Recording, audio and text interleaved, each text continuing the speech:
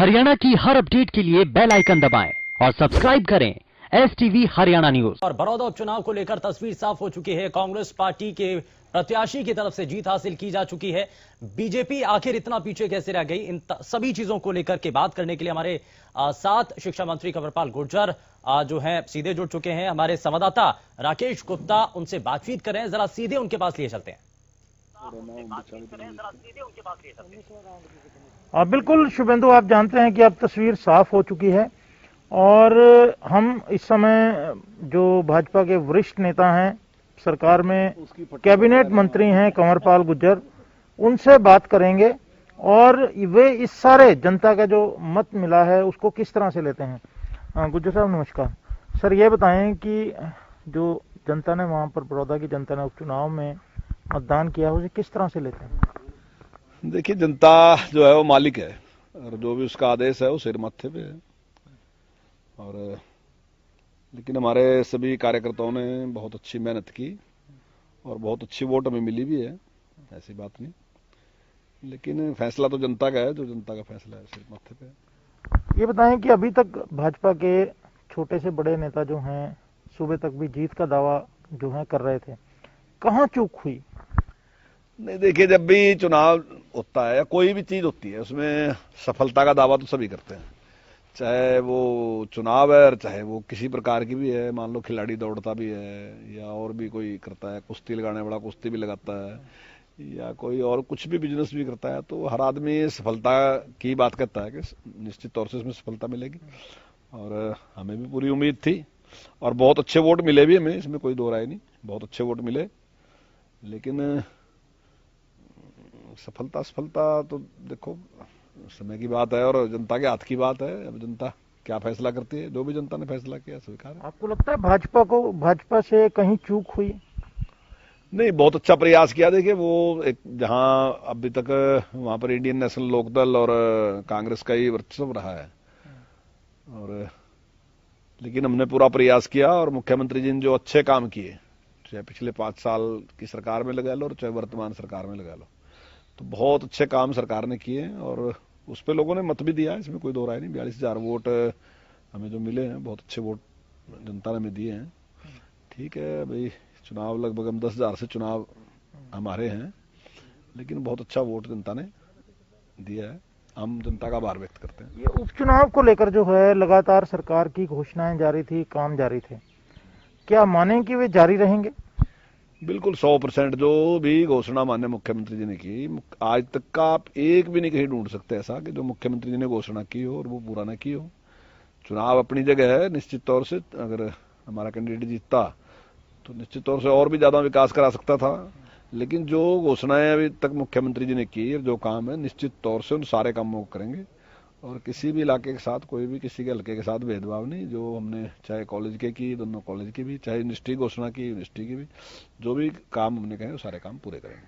Sir, आमतौर पर जो उपचुनाव होता है वो सरकार का माना जाता है और खासकर अब जब 4 साल सरकार के पड़े हैं, तो ऐसे में क्या मैसेज जो है इस उपचुनाव को लेकर आपको लगता है?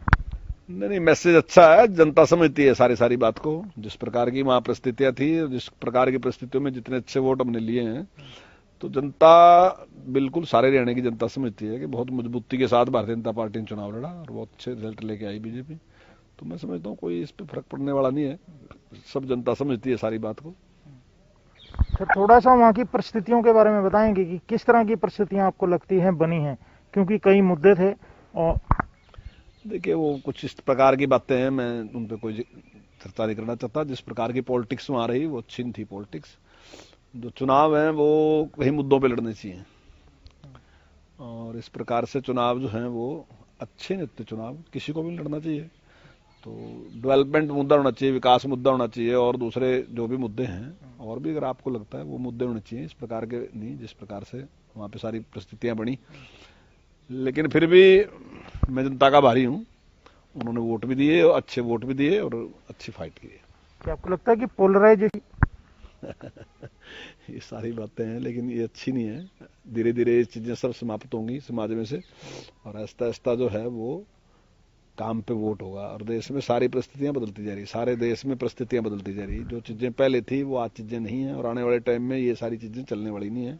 योग्यता के आधार पे ही वोट मिलेगी और काम के आधार पे ही वोट मिलेगी। ऐसा ऐसा परिवर्तन होगा। एक बात हम लगातार ये पूछते रहे कि कृषि कानून है, क्योंकि बड़ौदा की जो कॉन्स्टिट्यूंसी की जो ज्योग्राफिया है वो पूरी तरह से देहाती है और कृषक समाज उससे जुड़ा है।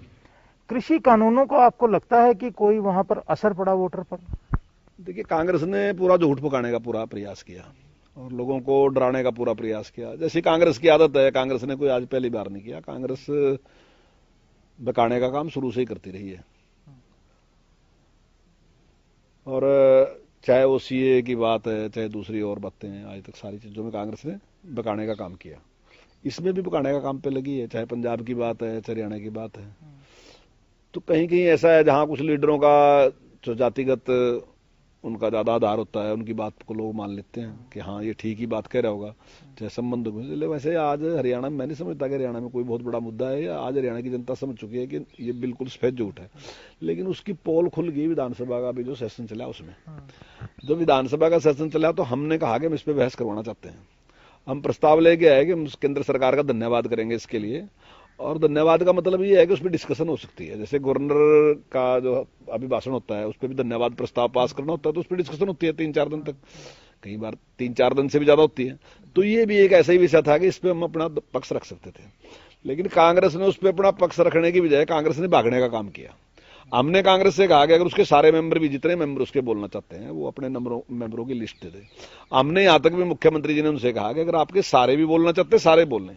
और हमने कोई टाइम की लिमिट नहीं रखी। हमने कहा कि टाइम भी खुला है, आप जितनी देर तक बोलना चाहते हैं उतनी देर तक बोल लें, हम उस पर बहस के लिए तैयार हैं। लेकिन कांग्रेस के जो विपक्ष के नेता हैं श्री भूपेंद्र सिंह हुड्डा जी, उन्होंने बार बार कहा कि 183 के तहत इस पर मत विभाजन कराओ आप।